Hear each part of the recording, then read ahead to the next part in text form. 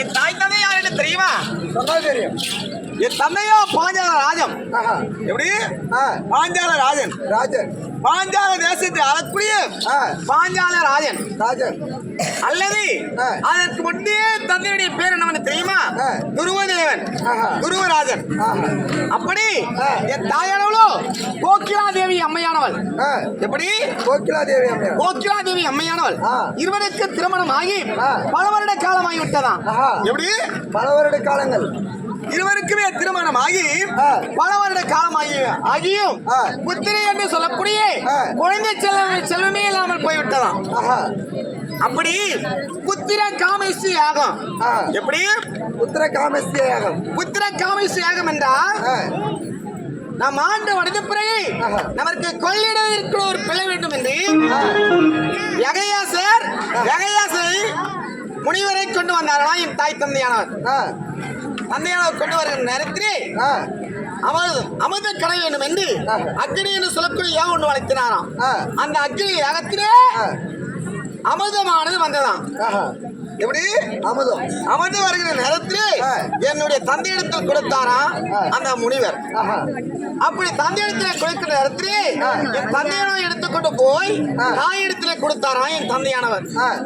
சாமி மன்னவா, பிள்ளை வேண்டும் என்று இந்த அமிர்தத்தை எடுத்து கொடுக்கின்றீர்கள். இந்த தினத்திலே நான் மாதவிடையாக இருக்கின்றேன். மாதவிடையாக இருக்கின்ற நேரத்திலே நான் எப்படி உண்டு பசிப்பேன் என்று சொன்னான் என் தாயானவள். தாயானவள் வார்த்தை கேட்டு, ஐயா சாமி, என் மனைவியாக வளரக்கூடியவரோ மாதவிடையா இருக்கின்றார். நான் எப்படி என் மனைவிடத்தில் கொடுப்பேன் என்று மனைவியாக சொல்லுகிற நேரத்திலே மறுபடியும் அந்த அமிர்தத்தை கொண்டு வந்து யாகம் கொண்டு வளர்த்தி அந்த யாகத்திலே கிளி விட்டாரா அந்த முனிவர்கள். எப்படி? கிள்ளி விட்டார்கள், துளி விட்டார்களாம். அப்படி துளிவிட நேரத்திலே முதலாக என்னுடைய அண்ணன் பிறந்தார். யாரு?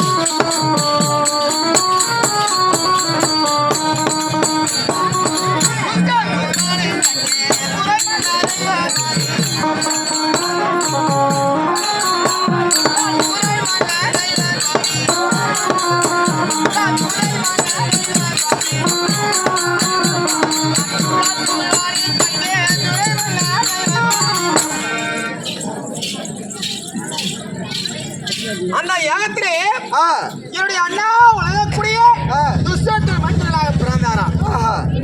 இரண்டாவது முறையாக நான் பெண்ணாக ஜன்மெடுத்து நான் பெண்ணாக பிறந்தேனா. நான் பிறக்கிற தருவாய ஏகத்தில் பிறந்தவன் ஏகசரணி ஏகசேனை என்று பெயர் வைத்தான். இரண்டாவது முறையாக நான் பிரதமரையால் துருவராஜன் செய்த தவத்தில் வந்த பிரதமரையால் எனக்கு திரௌபதி என்று பெயர் வைத்திருக்கலாம்.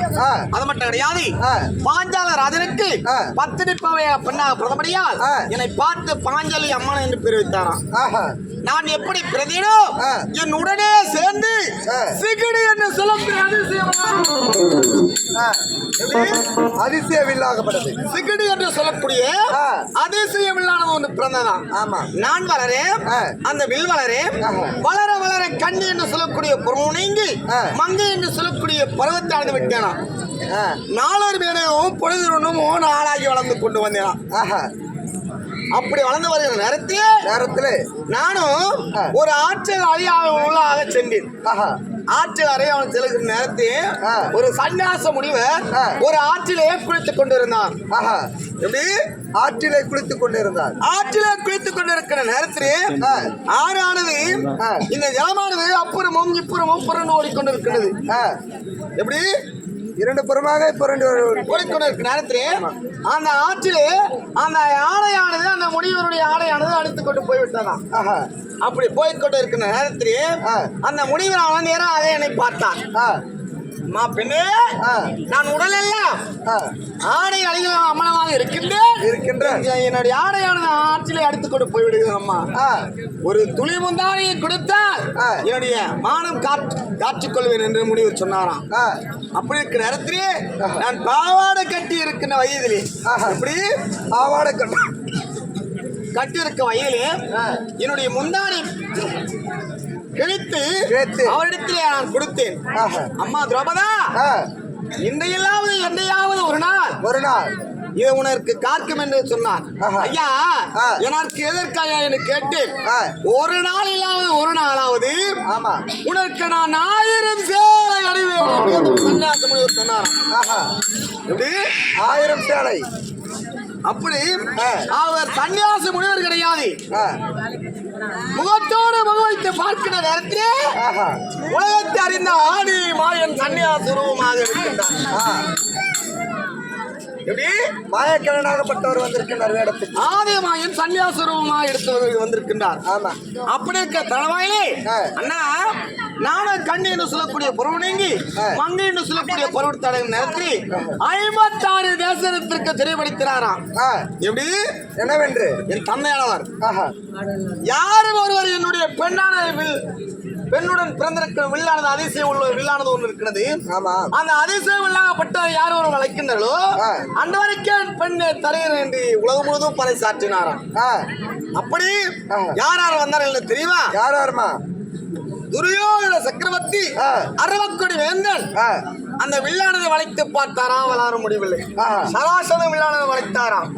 அப்படி பல ராஜாதி ராஜனும் வில்லானதை வளைத்து வளைத்து வளைத்து பார்க்கிறாராம். ஆனால் அதற்கு முன்பதாகவே நான் யாருக்கென்று பிறந்தவள் என்று தெரியுமா? யாருக்குமா? எங்களுக்கு என்ன சொன்னா தெரியும். என் ஆணை படைத்த அர்ஜுன பெருமானை மணக்க வேண்டும் என்று எனக்கு ஆசை. ஆமா. எப்படி அர்ஜுனரை அப்படி என் தந்தைக்கு எனக்கு சொல்லி வளர்த்தான் என் தந்தையானவர். இந்த செய்தியானதை பாண்டவர்கள் காலத்தில் இருந்தாராம். அப்படி சன்னியாசம் உருவம் எடுத்திருக்கிற நேரத்தில் பகவான் மாய கண்ணன் போய் சொன்னாராம், ஐயா விடுத்ததுமே திரௌபதிக்கு திருமணம் நடக்க போகின்றது.